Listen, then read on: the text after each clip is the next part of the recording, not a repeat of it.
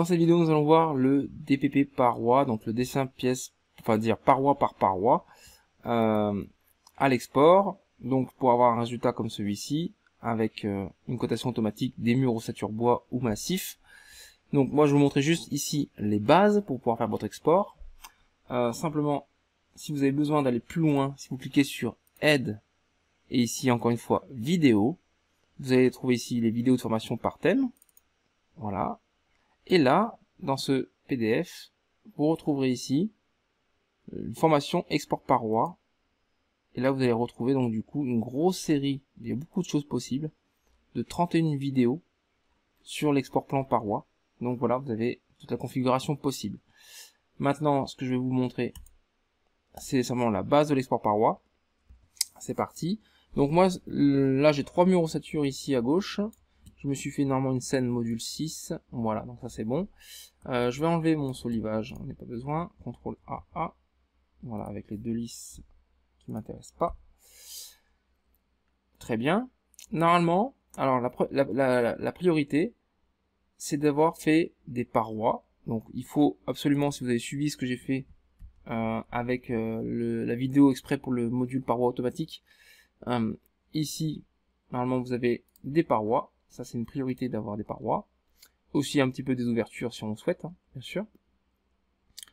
Et que dans chaque paroi, ça c'est vraiment primordial, ça soit tous les éléments qui sont à l'intérieur et le même groupe ou le même sous-groupe. Donc ici moi j'ai travaillé par sous-groupe, je trouve mieux.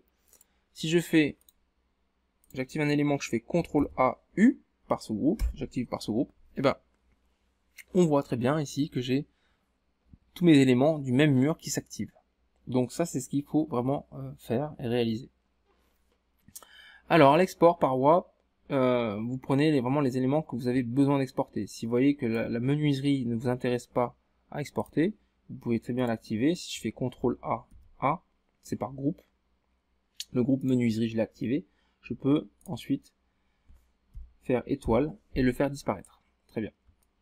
Et après, une fois que vous avez fait ça, je vais prendre les parois.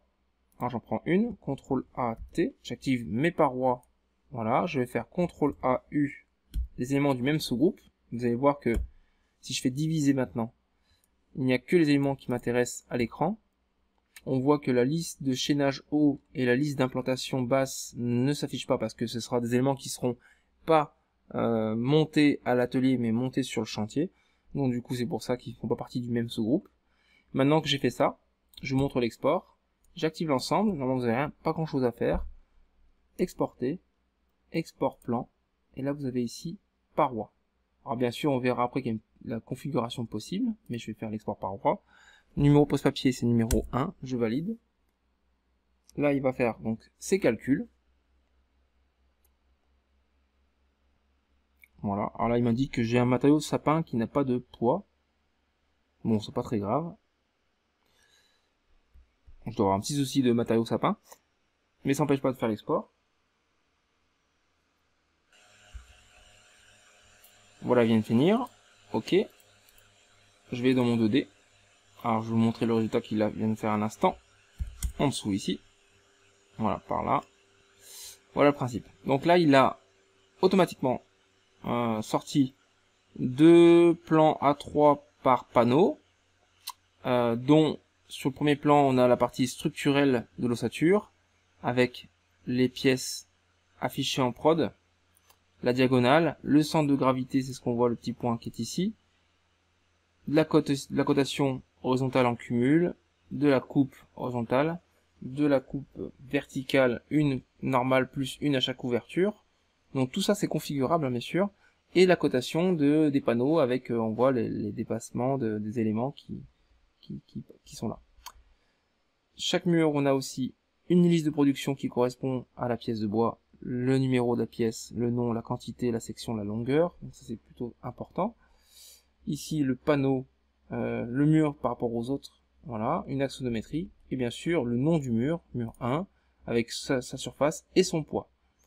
Alors, voilà, et en dessous on a le développement des couches, panneau par panneau, avec les contrelates et ici le bardage en plus. Donc ça, pareil, c'est configurable. Si on veut pas avoir les contrelates et le bardage, on peut demander à ne pas les avoir.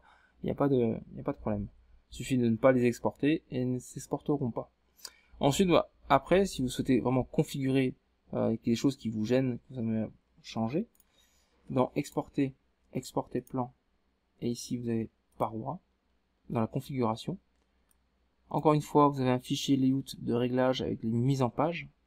Et puis là, vous avez pas mal de réglages sur les échelles, sur la disposition des couches, comment je veux mettre mes couches, les distances, la vue en plan, les listes, les coupes, la cotation, qu'est-ce que je veux coter, ne pas coter, et les descriptions, c'est-à-dire les attributs. Voilà. Donc, voilà le principe de l'export paroi. À savoir que si vous voulez vraiment, je reviens là-dessus, hein, si vous voulez configurer précisément l'export paroi, je vous invite à regarder, à essayer d'abord, et aussi de regarder les vidéos de formation qui sont ici en ligne. Voilà, comme j'expliquais tout à l'heure. Donc voilà pour ce qui est de l'export paroi, en tout cas les bases. Je rappelle, une paroi au minimum pour chaque mur ossature, et dans chaque mur à l'intérieur, la paroi et les éléments qui le contiennent doivent avoir le même sous-groupe ou le même groupe. Voilà.